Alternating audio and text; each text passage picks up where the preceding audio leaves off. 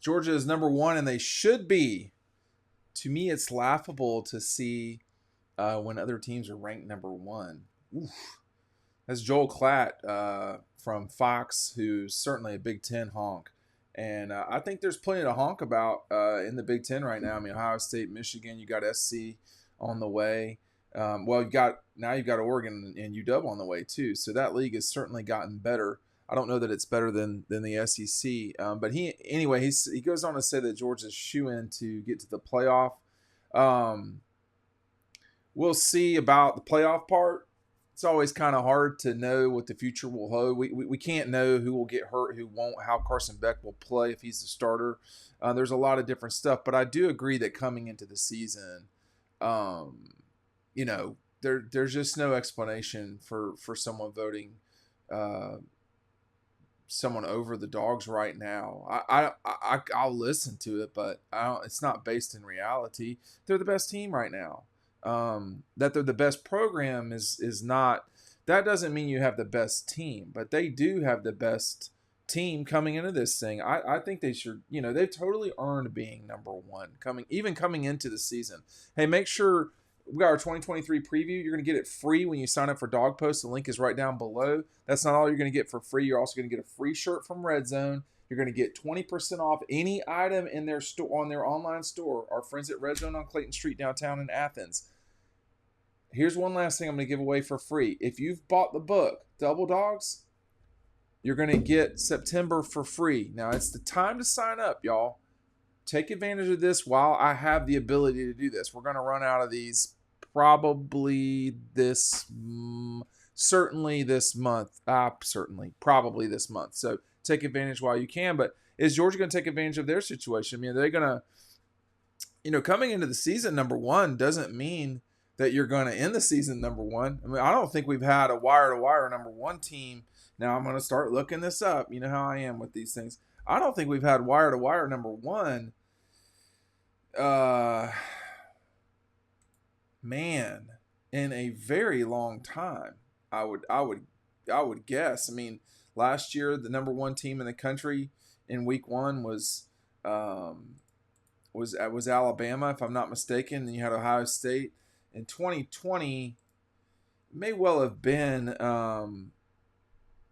It may have been Alabama coming into that season, but it might have been.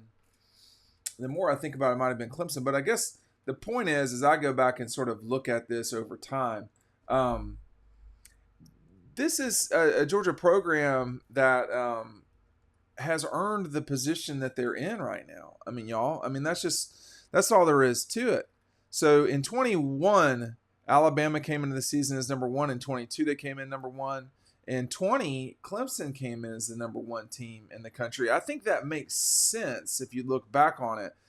They certainly did not finish number one. They came in 19 number one. So Clemson came into the season back-to-back number ones.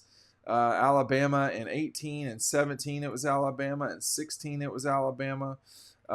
So in 16, we had the team that started the season number one win the national championship. And I'm sorry, I misspoke there.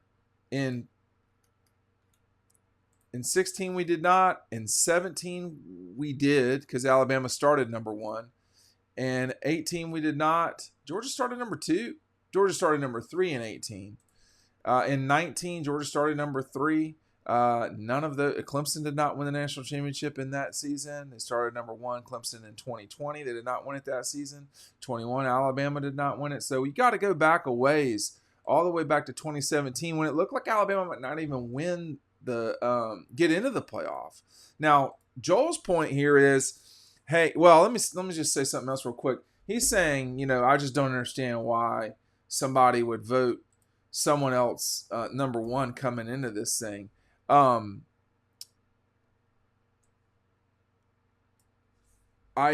don't disagree with that. In this season, what's peculiar to me is not that Ohio State necessarily would be ranked number one by these are coaches now, because a lot of times the coaches don't watch as much as well. television. I don't think they might not see as many games. They know their conference better certainly than someone like me would. I don't know that they would know what's going on out west. But anyhow, they don't have time. They don't have time to watch all these games. They know their league though. Now, I'm going to tell you that right now. But Joel's point was, I don't see how you can have somebody else number one, or at least maybe he's not saying it that way, but that's the general consensus of it. Alabama getting 4 first place votes. There is certainly a group of people that feel like Alabama has everything you need to win the national championship. They may have as good a overall team as anybody, but they don't have the quarterback. You're not hearing about that at Georgia. I do think Alabama has a quarterback situation or a quarterback problem. Now, the last time they had a so-called quarterback problem, they won the national championship in 2015 with Jake Coker.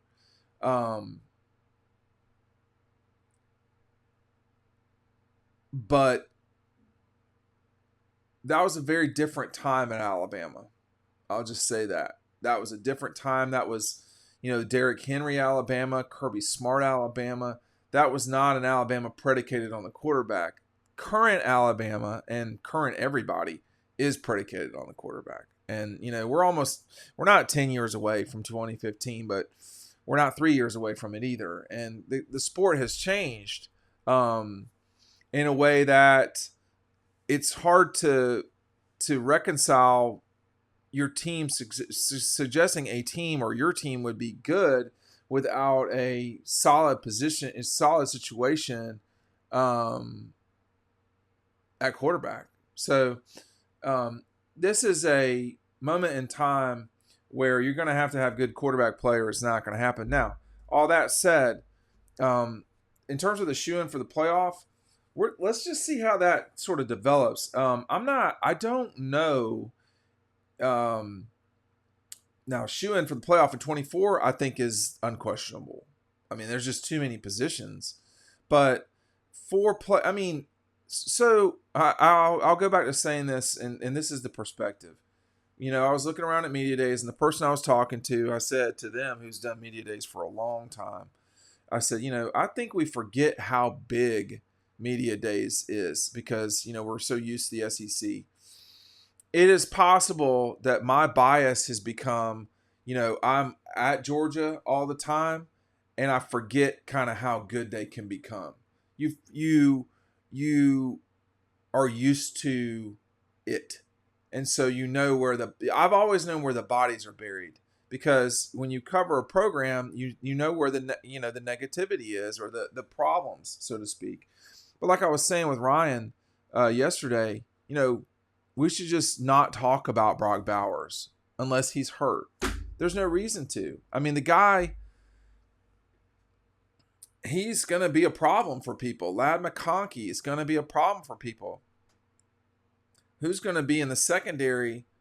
I mean, that's not going to be a real issue. So that's the thing. But at Alabama, the real concern, much more than at Ohio State in my mind, is who the quarterback is going to be. I mean, I think if Alabama had pulled in the Wake Forest transfer, my opinion of this thing would be very different than it is currently. I think that,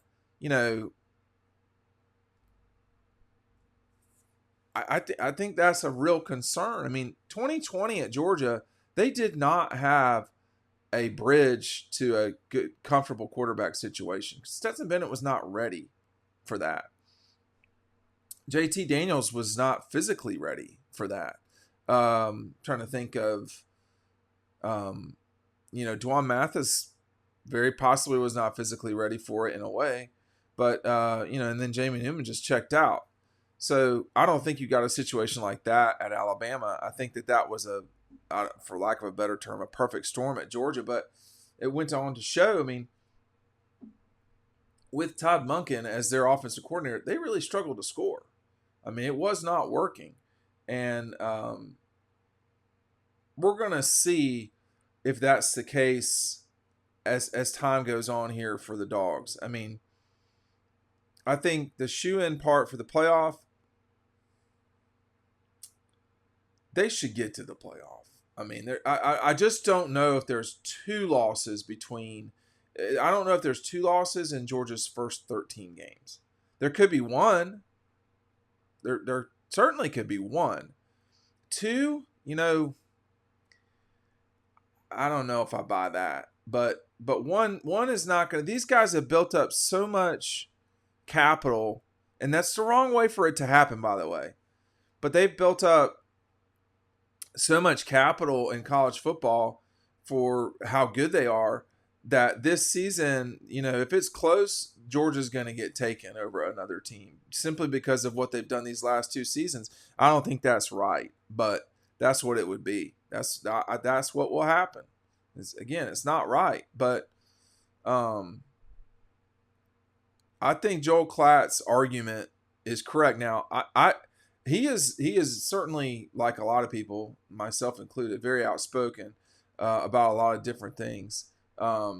He is clearly a homer for the leagues that he calls, and that happens all the time in what we do. But I think that I don't get to hear every single thing he does because I don't watch every single big noon game. But I think he's trying to brand himself, which is smart. And these top 25 things are a curious way to do that, or a effective way to do that. I think he's correct in this case. I don't know of the rest of his top 25. A lot of the Danny Cannell world, you got a lot of look at me. Joel Klatt shouldn't be doing that because everybody's looking at him on Saturdays. And so I would say if there's any notion of that should not be happening. But I think he's correct in this case because I think that Georgia is the one coming into the thing. The shoe-in part for the playoff, that's just so far down the road. It's hard to say, but again, my problem, my bias is that I see Georgia so often and so like at the 4-foot level that you can think that there's really a real problem that gets corrected because Javon Bullard makes a play, or Georgia's offense is not well, and then you got Bowers and Lamakonki, and I think Dominic Lovett's going to be a very complicated person to deal with. It's all of that. So I sometimes I can be a little negative on the Dawgs, but they're going to be number one coming into this season. They already are.